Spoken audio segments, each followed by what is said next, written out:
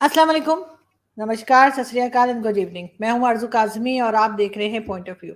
हमें जी भारत से आज जॉइन किया है सुमित पी जी ने, बहुत शुक्रिया सर कि आज आप आए, थैंक यू सो मच। और आपसे हम वही जो बात हमने पहले की थी चाइना और अमेरिका की, उसी में जो है वो नैन्सी पेलोसी, मेरा ख्याल है इसी तरह से उनका नाम कुछ लिया जाता है, तो उनका ताइवान का विजिट है और उसके बाद कहा जा रहा है कि काफ़ी आगे हंगामे की हम उम्मीद रख सकते हैं, बहुत टेंशन है। आप किस तरह देखते हैं सिचुएशन को? आरज़ू जी, सबसे पहले तो आपको नमस्कार और शो पे बुलाने के लिए धन्यवाद। हाँ, हम इस विषय पे कल बात कर रहे थे 1-2 दिन पहले तो ये बात हुई थी कि अभी जियोपॉलिटिक्स में सबसे बड़ा विषय यही है। और अगर आप आज वर्ल्ड मीडिया का अटेंशन देखें, अगर आप उनकी सैटेलाइट को शायद कल 3 मिलियन या 30 मिलियन लोग तो इंटरनेट पे ट्रैक कर रहे थे जब वो ताइवान उतर रही थी। तो इस सब को देखें तो इतना हाई प्रोफाइल विजिट, मतलब जब से मैंने होश संभाला मैंने ऐसे देखा नहीं कि जिस फ्लाइट को पूरी दुनिया के सारे सैटेलाइट, सारे वेबसाइटें, जितनी भी ट्रैकिंग साइट है, सब एक जहाज को देख रही हो। और उस समय उस एरिया में और कोई फ्लाइट नहीं थी। ताइवान के जेट्स उनके साथ थे, यूएस एयरफोर्स के जेट उनके साथ थे। अब जब वो ताइवान में उतरती तो I was having fingers crossed. मैंने कहा ये चाइना वाले कुछ करेंगे। इन्होंने तो बहुत बोल दिया कि हम will shoot down the plane, PLA के वॉरशिप्स आ गए हैं, पीएलए के फाइटर जेट्स आ गए हैं, हमने कॉर्डन कर लिया है, हम एक्सरसाइज कर रहे हैं। अब ये ना ये जी जिनपिंग, पता है मेरे को आज को क्या लगता है? अगर आपने अनिल कपूर साहब की एक पिक्चर देखी, सतीश कौशिक साहब की, उसमें एक कैरेक्टर था पप्पू पेजर। सतीश कौशिक जी पप्पू पेजर बहुत अच्छे अदाकार है, पप्पू पेजर बने, वो बड़ा वो धमकियां बड़ी स्टाइल में देते हैं, तू मेरे को जानता है क्या, मैंने तेरे नाम की सवारी ली है। तो मुझे ये जी जिनपिंग ना नया पप्पू पेजर लग रहा है जियो पॉलिटिक्स का। भाई अगर तुम्हारी औकात नहीं है, तुम्हें मतलब नहीं, तुम लड़ाई कर नहीं सकते, अभी टेक्निकल रीजंस पे आएंगे क्यों नहीं कर सकते, तो तुम्हें मतलब क्या पंगे लेने की, तुम्हें मतलब क्या ये स्टेटमेंट देने की, तुम ये मतलब आपका फॉरेन मिनिस्टर कहता है we can shoot down the plane, आप कहते हो don't play with the fire, मतलब और वो आती है निकल जाती है, आपका एक जहाज नहीं उड़ता, कुछ होता नहीं, मतलब फिर ये पीएलए और आपको वो जो चंदा मामा है, ग्लोबल टाइम्स को मैं चंदा मामा कहता हूँ। हमारे यहाँ ना चंदा मामा में कॉमिक आती थी, चाचा चौधरी, साबू, ये सब एक चंदा मामा कॉमिक्स निकालता था।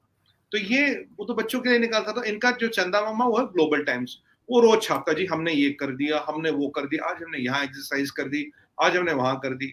वो वही वाली बात होगी आरजू जी की, मतलब जो सर्जिकल स्ट्राइक का हम एक सिमुलेशन श्रीनगर में कहते हैं और कहते हैं जी पाकिस्तान के अंदर सर्जिकल स्ट्राइक हो गई। एक बरोड़ा में कुछ डमीज बनाते हैं, उनको हमारे एयरफोर्स के जहाज उड़ाते, बोलते ये बालाकोट हो गया। अरे भैया रियल एक्शन करने में जो गुर्दा चाहिए, जो तुम्हारी हैसियत चाहिए, जो तुम्हारी औकात चाहिए, और अपने कहीं जाके एक मिलिट्री एक्सरसाइज करना, एक डमी टारगेट को उड़ाना और अपनी बहादुरी दिखाना, ये तो दो अलग अलग चीजें हैं ना। एक रियलिटी और मतलब एक रियलिटी और ड्रामा में फर्क है।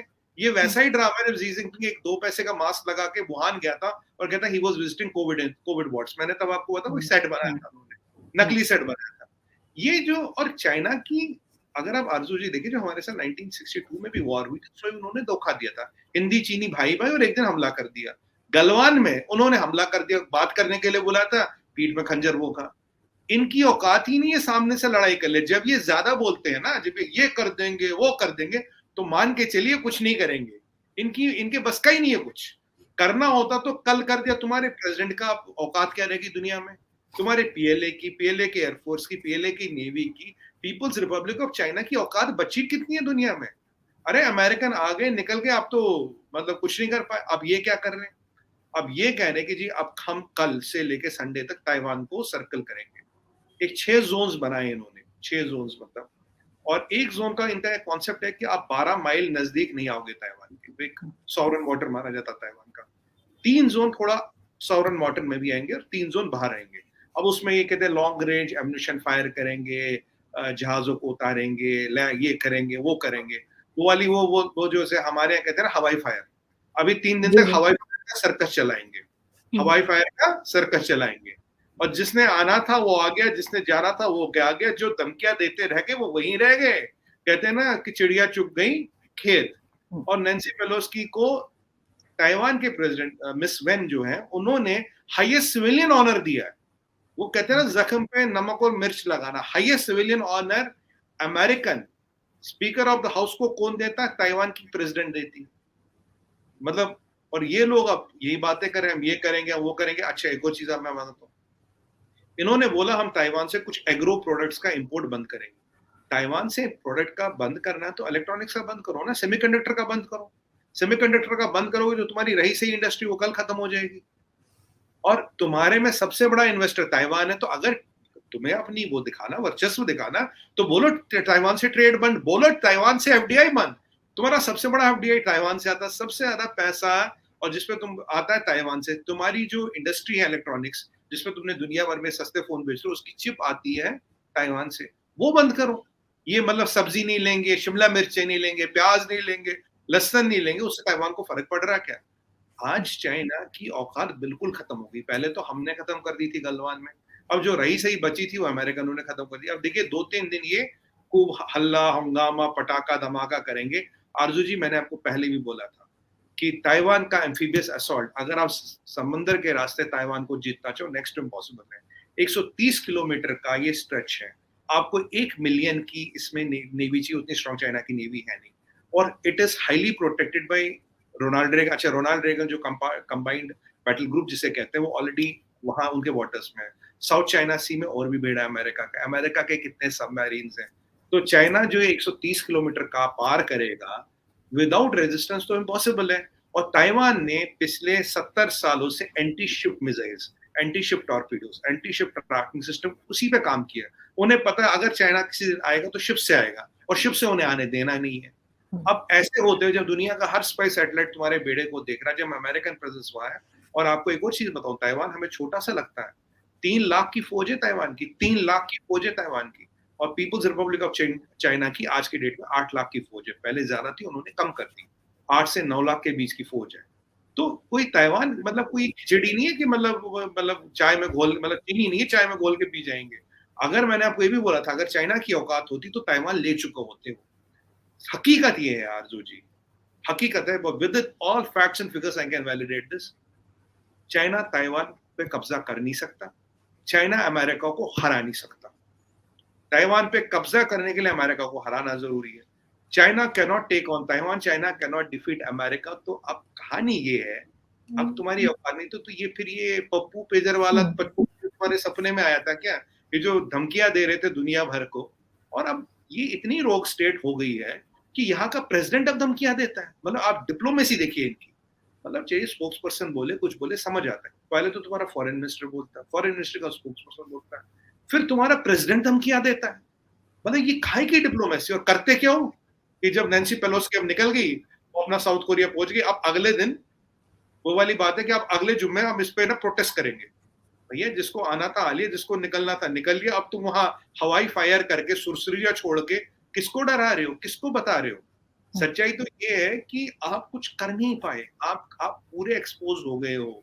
और आज की हालत ये है आरजू जी, 2-3 डाटा बताऊंगा जो बहुत इंपॉर्टेंट। चाइना की जो सबसे बड़ी रियल एस्टेट कंपनी, एक एग्जांपल दूंगा आपको, मैं आपको इकोनॉमी की हालत बता रहा हूँ। आपको ये पता 8 महीने से वहां सब कुछ बंद है, 80 करोड़ लोगों को बंद कर रखा, एक्सपोर्ट्स डिक्लाइंड है, इकोनॉमिक आउटलुक 3.2 हो गया, अगले साल का पता नहीं है, ट्रेड खत्म हो गया, एक्सपोर्ट खत्म हो गया, उनके कहते पावर नहीं है, कोयला नहीं, ये सब आपको पता है।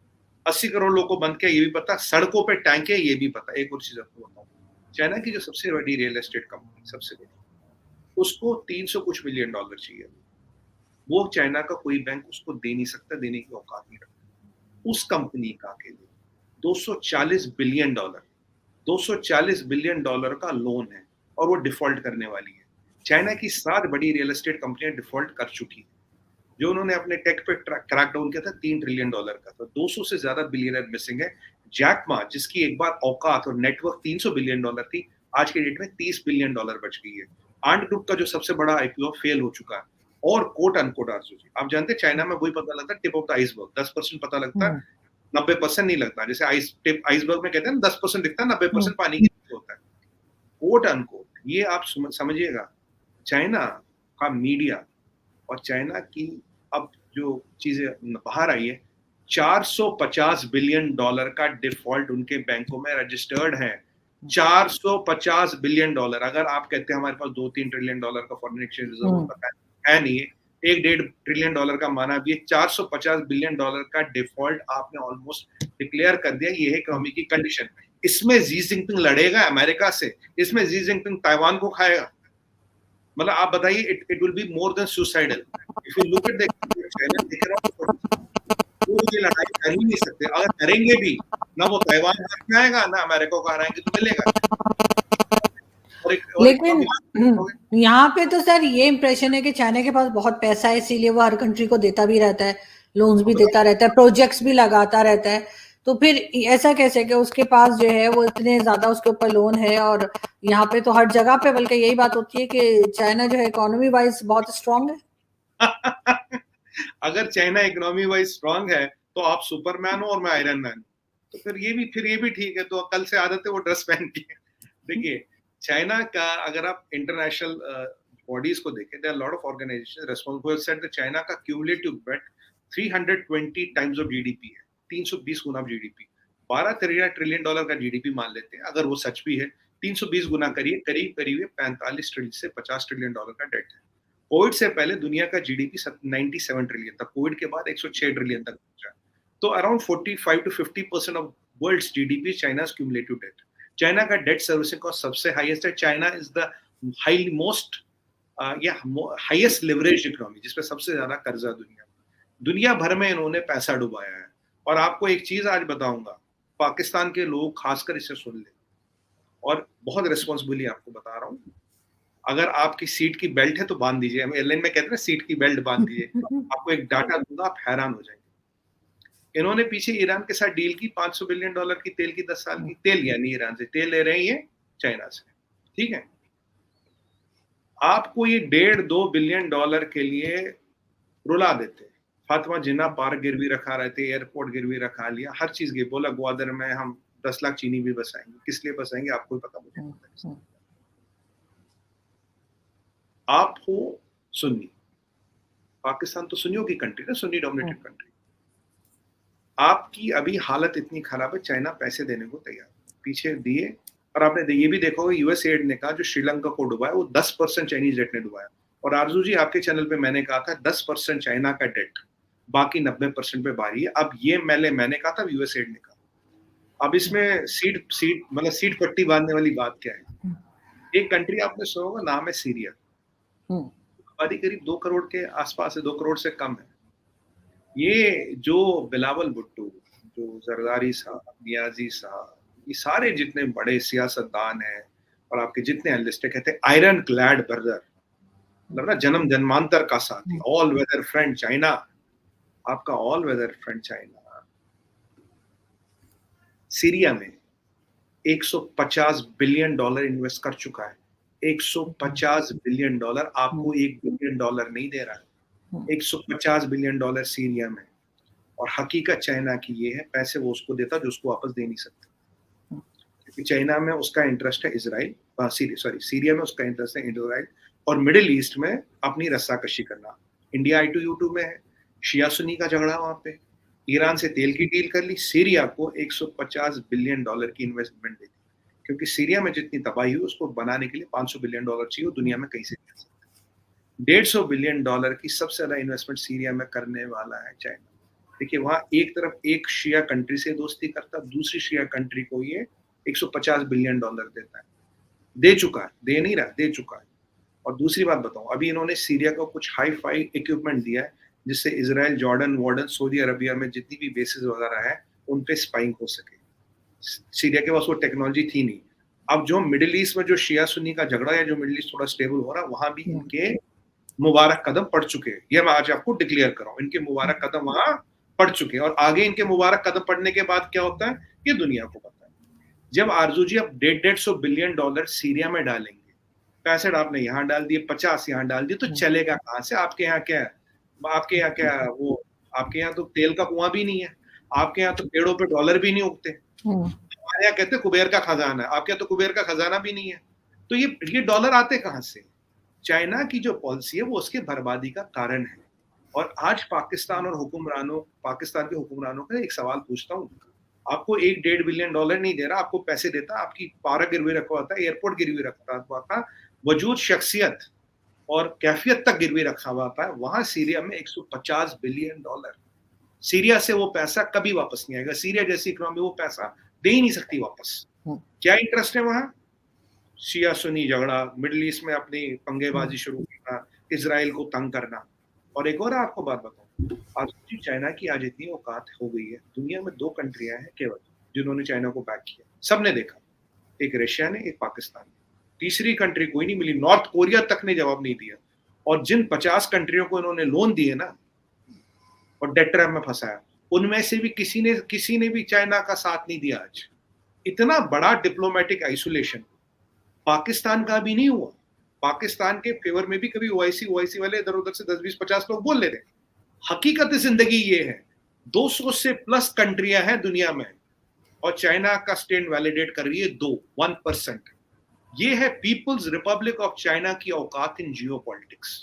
धमकियां वमकियां हमने देख ली, चलिए वो तो एक अलग है। लेकिन कोई आपको लगता है कि इस सारी सिचुएशन को, यानी चाइना को स्पेशली, कौन कंट्रोल फिर कर सकता है इन सब बातों के लिए? क्योंकि अमेरिका के से भी ये नहीं लग रहा कि वो भी कोई आगे बढ़ पा रहा है या वो भी कोई चीज रोक पा रहा है, बल्कि वो खुद भी ऐसा लग रहा है कभी कभी कि वो दब सा जाता है, प्रेशर में आ जाता है।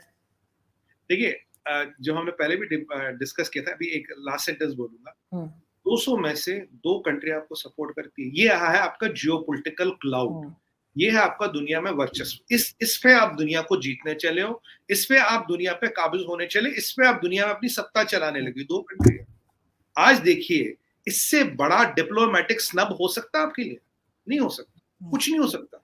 अब तो सुपर पावर बताते हो आपने, हमने दुनिया भर में पैसे दिए बहबूदी का काम के, तालिबान तक तुम्हारे लिए नहीं बोल रहे, तालिबानों ने भी नहीं बोला, कह रहे हम नहीं जानते।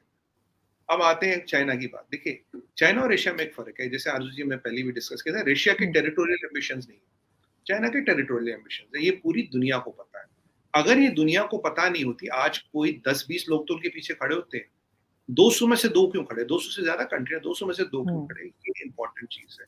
चाइना को तोड़ने के लिए कुछ बहुत ज्यादा नहीं करना, उनकी इकोनॉमी का नलका बंद कर दो। हेवीली लेवरेज कंट्री है, उनके पास दुनिया भर का कर्जा है, तभी तो 80 करोड़ लोगों को बंद कर रखा। मैंने आपको सारे पैरामीटर दिए। मैंने आपको एक रियल एस्टेट की बात कही, मैंने आपको जैक मा की बात कही, मैंने आपको चाइनीज की बात कही, गोस्ट्रीज की बात करें जहां मैंने कोई रहता नहीं है, और इकोनॉमिक आउटलुक की बात करी। मैंने सारे आपको टेंजेबल फैक्ट्स, फिगर्स और डाटा दिए। मैंने आपको ये भी बताया, उन्होंने सीरिया जैसी कंट्री में, मुझे बताइए किस सैनिटी से, किस लॉजिक से आप $150 बिलियन इन्वेस्ट करोगे?